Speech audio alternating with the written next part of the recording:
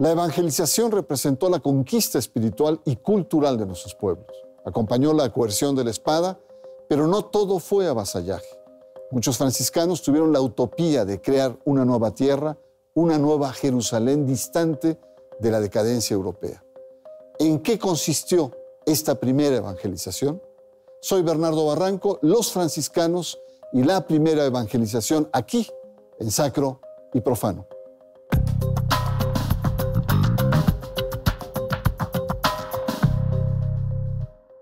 En la actualidad se exalta la primera evangelización de México en el mundo mesoamericano.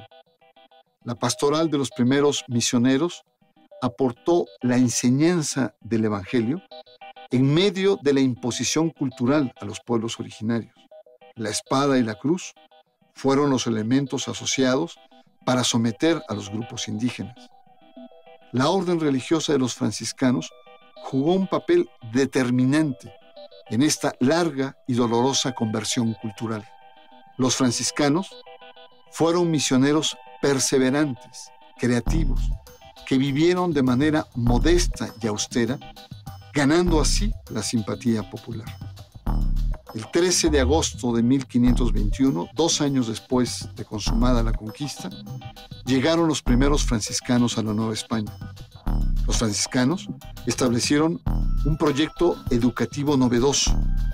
Construyeron capillas abiertas, introdujeron el teatro religioso con el alma indígena y oficios productivos. La huella de los franciscanos aún es palpable en nuestra actualidad.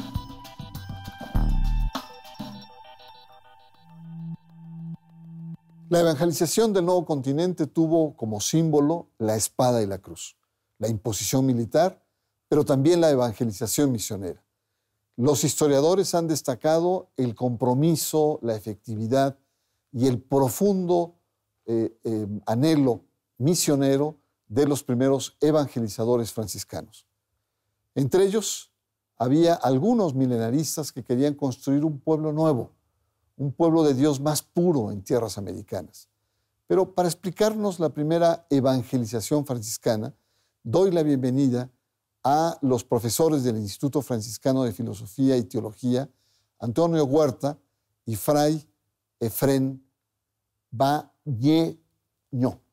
No sé si lo dije bien. Muy correcto, pero así está bien. Para no complicarme la vida, le voy a decir solamente Fray Efrén. Sí, Muchas gracias por estar acá con nosotros. Es un tema muy interesante porque hay muchas imágenes de contrastes.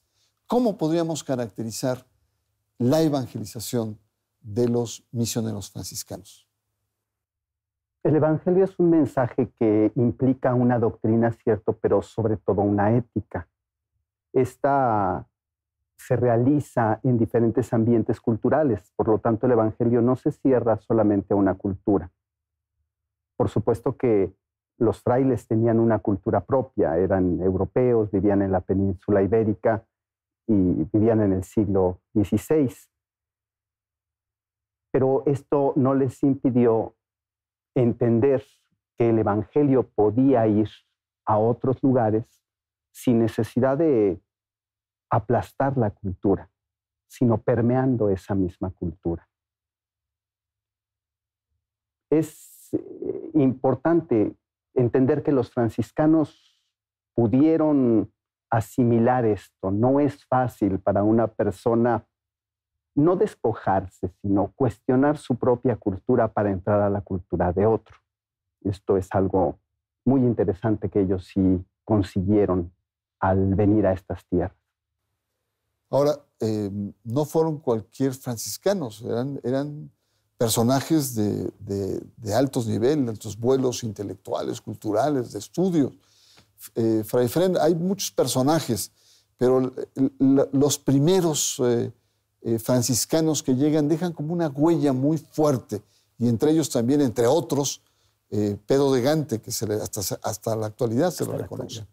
Sí, mira, efectivamente, los frailes que vienen acá, llegaron primero 3, los llamados 3 flamencos, los de Flandes, ¿verdad? Pedro de Gante, Juan de Ahora y Juan de Tecto. Y un año después van a llegar los 12, Estos sí ya vienen con la bula del Papa, con la anuncia del rey, porque acuérdate que es el Real Patronato y ellos son los que pagan y tienen que aprobar a quienes vienen al continente a la evangelización. Pero hay que destacar, Juan de Tecto era doctor en teología por la Universidad de París. Que no era cualquier cosa No era para aquel cualquier entonces, cosa. ¿sí? Sí. Pedro de Gante tenía una formación muy sólida. Quiero aclarar que no era sacerdote, ¿sí? Pero una persona muy preparada y aparte también, de acuerdo a algunos estudios, aunque creo que falta por confirmarse bien, familiar cercano al emperador. Entonces, por lo mismo, pues tenía una preparación también adecuada. Después, cuando llegan estos 12, quien los conoció muy bien fue Fray Bernardino de Sahagún. Y él nos deja una semblanza, si tú quieres, muy rápida de cada uno de ellos. Y de todos ellos nos va dando sus pormenores. Este viene de la Universidad de Salamanca, era predicador docto, era confesor, este otro. Entonces, viene gente preparada, no solo intelectualmente, porque es el tiempo en que también la orden franciscana está pasando por reformas, ¿sí? En España en concreto caló mucho lo que se llamaba la reforma de los descalzos, que había iniciado Fray San Pedro de Alcántara, que después se congregó prácticamente en la región de Extremadura y que de ahí es donde venían estos 12, los 12 de la reforma de los descalzos. Por eso es que Motolinía viene descalzo y todos los 12 vienen primero descalzos. O sea, una preparación intelectual y espiritual, digamos. Pues es muy interesante porque la conquista es un acto militar, es una imposición militar. Sin embargo, los franciscanos conviven con todo esto, pero dan un sello propio y una congregación tan especial como son ustedes, que empata, enchufa con la gente. Creo que esto es uno de los aspectos que creo marcan lo que es esta primera evangelización, que deja una huella profunda, no solamente en México, en el conjunto de América Latina. Vamos a un corte, está usted en Sacro y Profano, y estamos viendo el aporte de los franciscanos en esta primera evangelización de México y, por supuesto, de América, y regresamos en un momento más en Sacro y Profano.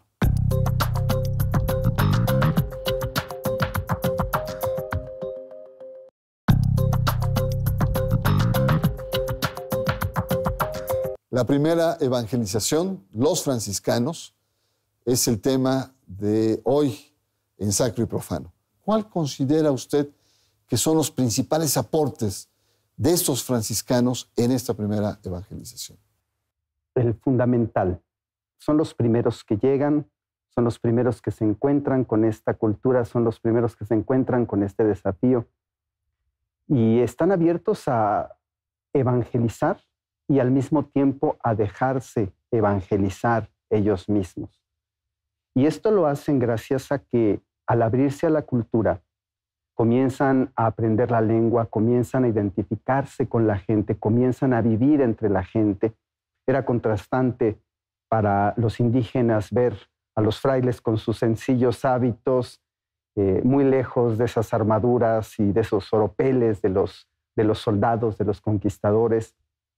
Era una opción muy fuerte por esos indígenas que, si bien a lo mejor en Europa se estaban debatiendo filosófica y teológicamente si eran seres humanos, si no eran seres humanos, si la conquista era lícita, si no era lícita, los frailes los reconocieron de inmediato como seres humanos, como personas dignas de ser evangelizadas.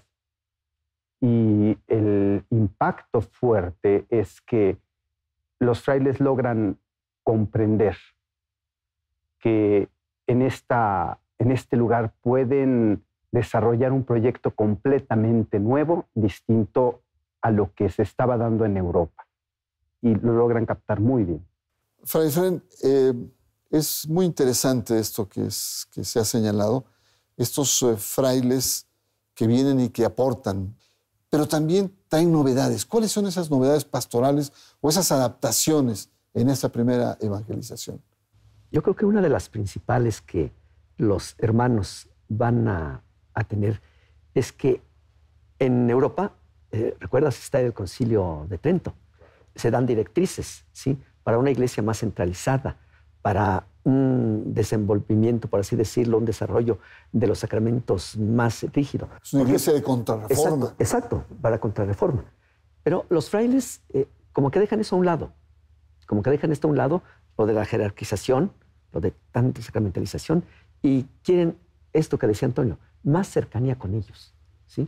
Más cercanía. Y entonces, incluso hay, rapidísimo, hay en Mendieta un pasaje que dice que ellos se percataron de que a la hora que los indígenas también hacían una especie de bautizo, a los chiquitos les ponían una rodela como especie de escudo y a las niñas una especie de escobita. Dice, ¿por qué no usar algo parecido? Dice, o sea, usar los elementos indígenas para también darle un significado a los sacramentos. Entonces ellos van en el campo, dijéramos, litúrgico, también van a hacer unas ciertas innovaciones. No van a tal cual traspasar todo lo que es europeo y desarrollarlo aquí tal cual como se trata de gente europea. No. Claro, Fray Antonio, y dentro de estas innovaciones era el tema del espacio. Sin embargo, con el fin de llegar a la gente, hacen cambios importantes. ¿Qué otras cosas de innovación hacen los franciscanos? A mí me parece que ellos logran integrar a su evangelización los aspectos culturales que ellos encuentran aquí. Y de una iglesia europea, tal vez formal, inclusive de una liturgia sobria como es la liturgia latina, ellos mezclan esta cultura de flor y canto de los indígenas con su evangelización, y sea en el teatro, sea en las danzas, sea en las procesiones, en la religiosidad popular que hasta la fecha sigue manifestándose más allá de la iglesia oficial. Ellos logran transmitir el mensaje, logran hacer que los indígenas también le encuentren sabor a esto. Es que de verdad era una cultura de tanto colorido, de tanto simbolismo, que es un reto para los franciscanos, pero lo saben asumir bastante bien. Yo recuerdo en muchas iglesias antiguas las capillas abiertas, ¿sí? Las capillas externas, que eran para la masa. Exacto, sí. El mundo mesoamericano no concebía celebrar la fe en lugares cerrados, tenían que ser abiertos con el cosmos. Fray Fred, hay un grupo, podríamos decir, de frailes franciscanos milenaristas, que veían en Europa decadencia y signos y vieron en la pureza de los indígenas una señal de construir una cultura nueva. Sí, ¿qué tan cierto es esto? Sí, yo creo que el milenarismo es precisamente en ese sentido. No tanto milenarismo en aquello que se manejaba ya, no se manejaba, que existía ya desde el siglo I de la Iglesia, sino aquí el milenarismo en qué consiste para ellos, en la posibilidad de crear algo diferente, ¿sí? Prácticamente es ahí donde va a aterrizar, por así decirlo, el milenarismo, que yo no lo llamaría tanto milenarismo, pero bueno, el milenarismo en todo caso va a tomar un colorido de hacer algo diferente a la iglesia, del viejo mundo, porque así lo dicen ellos. Y es lo que después Mendieta va a llamar, precisamente es el título de su obra, Iglesia Indiana. Es decir, algo que esté separado totalmente de lo europeo.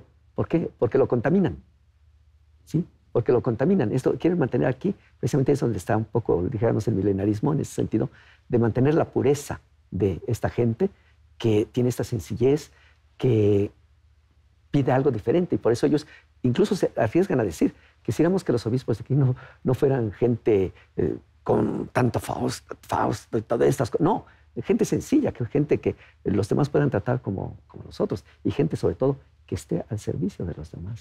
Pues sin duda un proceso muy reconocido por historiadores de franciscanos que respetaron la cultura por un lado, la adaptaron a lo que era la evangelización, una cultura nueva, pero con mucha creatividad. Y eso es algo que hasta la fecha, pues ninguna otra oleada de misiones o de evangelización ha tenido la huella tan profunda como la que ustedes, los franciscanos, o sus generaciones precedentes dieron, configuraron lo que es hoy, evidentemente, nuestra cultura mestiza.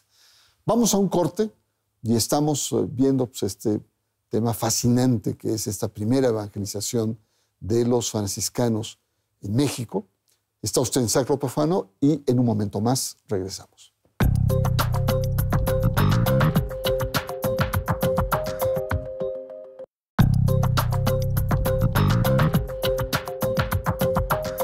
Sacro y Profano, los franciscanos, la primera evangelización, que sin duda marca, deja una huella que dura hasta nuestra actualidad. Y los franciscanos que vienen con una actitud diferente a muchos conquistadores, incluso hay momentos de tensión con ellos.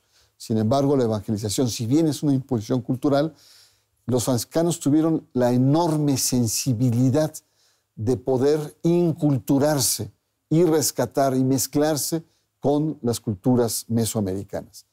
Pero no solamente fue innovación de teatro, de capillas abiertas, de liturgias, de adaptaciones, también hubo impresionantes construcciones que con el apoyo de los indígenas hicieron importantes aportes a nuestra cultura actual. ¿Cuáles serían estas, Fray Antonio? Sí, esos enormes conventos que algunos todavía están en pie, algunos se han modificado, otros han desaparecido. Pero lo interesante de todo esto es que no solamente era arquitectura, sino las construcciones mismas eran una catequesis para los indígenas. Las pinturas, los retablos, todo eso estaba dispuesto de tal manera que a base de estas imágenes los indígenas pudieran ir captando el evangelio, los valores del evangelio, y lo pudieran ir asimilando, lo pudieran ir admirando, inclusive que ellos lo fueran transformando con sus propias características, con su arte indígena, porque además eran ellos los que lo hacían, la piedra labrada, todas estas cosas, ellos lo hacían, y al verlos, los indígenas ya recibían un gran mensaje. Cierto, la arquitectura es importante, pero en función de esa misma evangelización. No se trataba de levantar edificios, se trataba de que estos edificios también sirvieran. Inclusive, todos los conventos tenían grandes atrios. Mencionaba usted ya las capillas abiertas para el culto, pero los grandes atrios para las danzas, para la convivencia, y todo eso estaba perfectamente preparado. Las capillas posas para las procesiones. En fin, era una evangelización también plasmada en la arquitectura. Y eran los espacios físicos que en cierta medida iban en consonancia con, digamos, la dimensionalidad que tenían los pueblos mesoamericanos. No, indiscutiblemente podemos pasar y analizar muchos elementos, la parte estética, la dimensión propiamente religiosa y también la impronta que dejan en otras congregaciones, porque después llegan otros que encuentran ya toda una escuela misionera que han dejado los franciscanos. Yo recuerdo, hemos tenido acá en Sacro y Profano, usted recordará, un tema sobre los derechos humanos que los dominicos entran, sí. Pero esto no entran simplemente al vacío, entran porque hay un trabajo previo que ustedes hacen. Fray Efrén, ¿qué aspectos usted resaltaría de esta primera evangelización de los franciscanos? Mira, Bernardo, yo creo que uno de los primeros aspectos, y tal vez de los más importantes, es algo que es propio ya de nosotros, digamos, los cristianos, ¿sí? Pero tal vez con un tinte franciscano, comenzando desde el fundador, es valorar al otro. O sea, cuando los hermanos vienen a otro mundo, porque para ellos era eso, otro mundo, completamente diferente del europeo, y a los que encuentran, los tratan como eso, como hermanos. Así quería Francisco. Bueno, Jesús sí quería. Francisco lo reafirma. Entonces yo creo que uno de los principales aportes es esto, valorar al otro. Tú vas a ir a evangelizar, pero tienes que valorarlos. El otro, que yo también resaltaría mucho, es valorarlo y después cercanía humana con ellos. Si tú no puedes evangelizar y que el mensaje cale en el corazón de la gente, y si lo haces retirado, a distancia, o poniendo ciertas barreras, no. La cercanía de los hermanos yo creo que es algo que impactó, como ya decías tú anteriormente, fuertemente en nuestros antepasados, ¿sí? Eso es importantísimo. Pues llegamos a la última ronda de intervenciones suyas y lo que es una tradición aquí en Sacro y Profano es pedirle como conclusiones o cerrar o algún elemento que ustedes crean anotar ya en esta perspectiva final. Fray Antonio, ¿qué conclusiones sacarías sobre esta primera evangelización de los franciscanos en México? Hay quienes pueden resaltar el escándalo que causó en los franciscanos ciertos aspectos de la cultura prehispánica, pero es importante también darse cuenta de lo maravillados que quedaron los frailes de otros muchísimos aspectos, es decir, la mayoría de los aspectos los impactaron de manera positiva.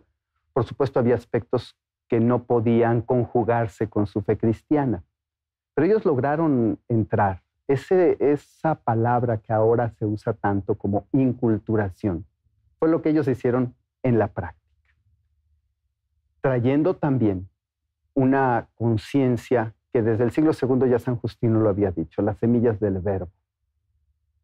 Ahora, eso nos enseña a que tenemos que aprender a dialogar con el que está enfrente para poderle compartir nuestro mensaje desde una identidad propia, pero entendiendo también que la otra identidad cuenta y tiene algo que decir. Muchísimas gracias por su presencia aquí en Sacro y Profano. ¿Cuáles serían sus últimas anotaciones, Fray Efrén? Mira, Bernardo, yo lo tomo del capítulo 16 de la primera regla que nos dejó San Francisco, que dice que cuando los hermanos van entre infieles, aquellos que no son cristianos, el primer modo como tienen que comportarse es simplemente la cercanía, convivir. Nada más. Eso. Y no provocar, y no entrar en discusiones, no entrar en si tú tienes la verdad, si yo tengo la verdad, si tú... No, simplemente convivir, nada más. Y después, en un segundo momento, dice Francisco, cuando vean que ya según Dios es el tiempo, entonces sí, anuncien el Evangelio. Es decir, yo resalto aquí esta cercanía de los hermanos para con los antepasados que encontraron aquí, y después esa cercanía que no la dejaron para que ese mensaje se quedara no solamente como pegadito, sino que entrara al corazón. Pues mucha gente se queda maravillado con el mestizaje de culturas, como muchos aspectos mesoamericanos, prehispánicos, perduran.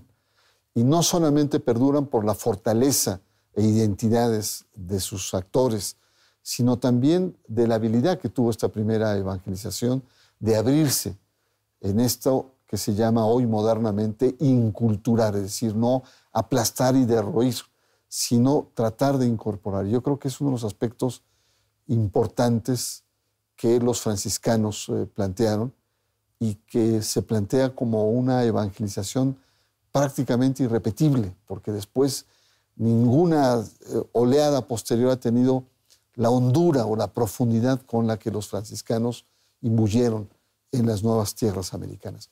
Yo les agradezco mucho su presencia y, por supuesto, yo invito a la audiencia para que la próxima semana nos encontremos aquí a esta misma hora en Sacro y Profano.